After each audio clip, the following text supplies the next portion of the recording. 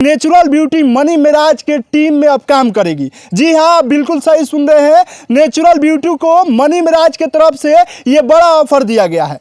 मनी मिराज का टीम यहाँ पे आए और नेचुरल ब्यूटी के घर पे आए, उनके माता से मिले और यहाँ से नेचुरल ब्यूटी को लेकर गए हैं। क्या कुछ बात हुआ है सब कुछ आपको मैं बताऊंगा, वीडियो को पूरा देखिएगा।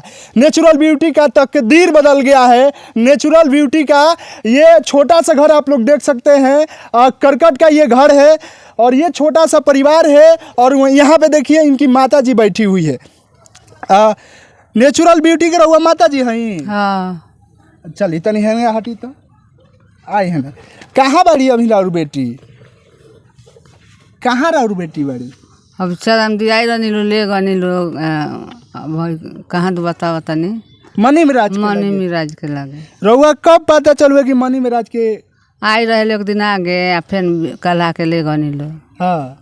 कई जना आई रहुए लो? 4 आदमी। 4 आदमी आई रहुए लो। मनियो मिराज आई रहू? ना उ ना आई रही। उनका टीम से आई रहू? हाँ। का बात बहुए चाची? अब वो बात तो हम तो ना बतियमनी। के बतिया हुए? उहे लड़की बतियमनी। अभी राउर बेटी कहाँ बाड़ी? अब उहे तो उहे के पार्टी ले गए रख लो, जब उसका हमने ले जाते हैं उहे के पार्टी है सा। हाँ। उहों से बात भये। अच्छा आई रहुए लो तो का बात बहुए? रहुआ कुछ बात कहूँ? हम तो बात ना कहनी कि मैंने कि ठीक से मैंने ले जाता नहीं तो रहा हम लोग ना तो लड़का जाता नहीं साथे साथे बार कोनो बात के दिक्कत नहीं है। अच्छा राउर लड़को गइल बड़े? हाँ हमार लड़को गल बारा। हाँ। कगो रहुआ बेटा? 3 जना। कगो बेटी? एगो। ई कौन नंबर पे है राउर बेटी जे वायरल होतरी? 2 जना से छोट 1 जना से जेठ। 1 जना से जेठ है। अच्छा ये बताई राउर अभी बेटी वायरल हो गई बड़ी, पूरा लोग जानता देखता, रहुआ कब ही पता चलल कि हमारी बेटी वायरल हो गई बड़ी? जब अइलक लो तो लोग जावे ला तब पता चला। कब से वीडियो बनाओ तर? अब हम नहीं खी जानत कब से बनावत रहली। रहुआ ना पता रहा? ना अब मोबाइल हम देखी ले चलाई ले जानता नहीं।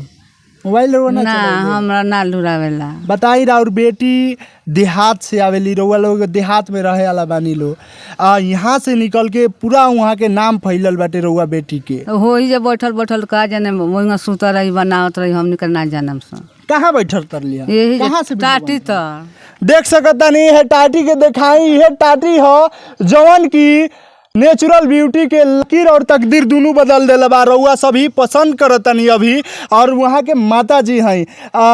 रउआ मोबाइल दिल हो के बेटिया के? ना पहले से रहलक मोबाइल घरे पहले से रहा लटे तो उहे ले रहत रहली है। अरे वो ना बोलत रहनी का करत रू तू? तो कौन फिल्म देखत तानी बुतका हम। हाँ। अब हम हरदम वजह थोड़े बैठल रहतनी खेत गिरहती में कहीं काम धंधा करे गनी। अच्छा आज बेटी वायरल हो गई बड़ी, बेटी के काम मिलता, बड़ा बड़ा लोग पूछता, लोग पसंद करता, तो कितना रहुआ खुश बनी? ठीक बा। खुश बानी रहुआ? हाँ। खुश बानी? हाँ। अच्छा उनकर पिताजी का करेले? मर गए। मर गए? हाँ। कब के मरल है? 3 साल हो गए। 3 साल। बेटा लो कमाला लो? ई जो गाड़ी फगाड़ी में करे लो है? एने ओने काम करे लो ये सब माटी देहारी में। पर? हाँ देहारी पर। हाँ। अच्छा तो अभी ले गई हलो तो कुछ पैसा वैसा दे हुए लो? ना पैसा से कुछ ना खेल दिल। हाँ। का को दिन खातिर ले गई बोलो? कहलक लो 4 दिन 5 दिन में चल आम सब। 4-5 दिन में?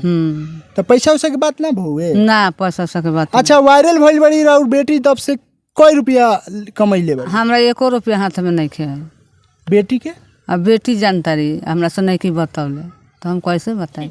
अच्छा बेटी और पढ़ले लिखले बाड़ी? हाँ। कहाँ तक ले पढ़ले? इंटर तक। बेटी के इंटर करौले बनी? हाँ। ई बताई और बेटी वीडियो बनाओ तर लिया तो गांव के लोग जाने लाई चीजवा के? ना पहले शुरू दौर में जब बनाओ तर केहू ना जाने? केहू ना घर और केहू ना जानत रहला। हाँ। एक बैग लोग आयल न तब हम दी जानल तब तनी खिसी आयल न भाई लो तो कहली कि कोनो बात ना हम के खिसी आ गई?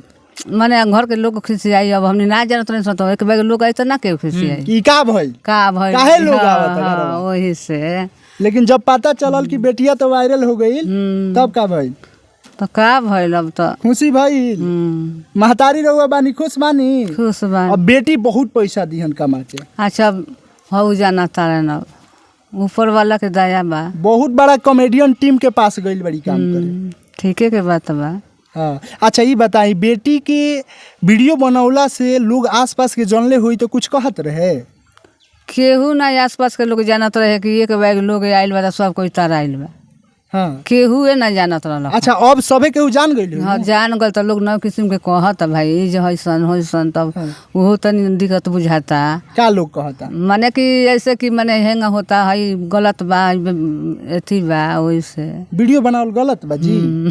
ए बेरा सबे केहू दादी बनावता वीडियो। हाँ हैं? तो वो हमारे सब के नहीं समझत बाबू, वही में जाना तो बोले मैंने दबा वाला। माने रउआ का सोचतनी? हम सोचतन ठीक, जब ढुकवाली तो भगवान उनका के आगे पड़े ले चलस। अच्छा शादी बियाह में रउआ सोचतनी बेटिया के दिक्कत होई?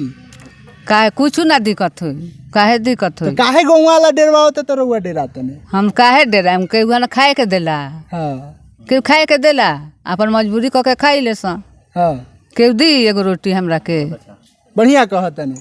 तो यही तरीका ही लोगवा से जब कहत तो हाँ तब वो नाम दी कहत जवाब दी रउआ। हाँ बेटी रउआ के बदल दी, हई करकट के जौन घर बाटे ई हट जाई बहुत जल्दी, अच्छा अब रौले लोगन। आ ढलाई आ गांव जवार के लोग देखी। अच्छा अब ऊपर वाला के दया बा।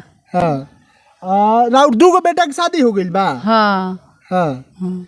चलिए देख सकतनी माता जी रनी है और मनी मेराज के टीम में काम मिल चुकल बा नेचुरल ब्यूटी के नाम से वायरल लड़की के, जो कि सोशल मीडिया पे लड़कों को लगातार रोस्ट कर रही थी। और इनकी माता जी बता रही है कि यही झोपड़ी है, यही छोटा सा झोपड़ी का घर है और यहीं से बैठकर वीडियो बनाया करती थी। और नेचुरल ब्यूटी पढ़ी लिखी भी लड़की है, 12वीं तक माता जी ने उनको पढ़ाया है, शिक्षा दीक्षा दी है। और ये छोटा सा घर है और आप सभी का अभी इतना प्यार और आशीर्वाद और सपोर्ट मिला कि आज मनी मेराज उनको बुला लिए हैं और काम दिए हैं। तो बहुत जल्द आप सभी का आशीर्वाद रहेगा तो इनका घर भी ढलाएगा और इसी प्रकार से इनको सपोर्ट करते रहिए।